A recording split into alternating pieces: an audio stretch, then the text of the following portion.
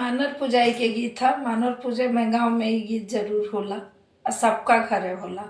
तब प्लीज एकरा के शेयर करब जा जे हम जेंगा गाओ तनी वो हिसाब से अगला भी गाई।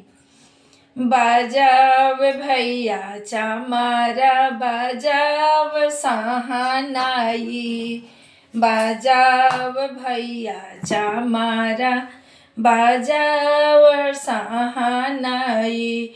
आज हमरा बाबू के हो खेला सागाई, बजाव भैया चमारा बजाव सहानाई।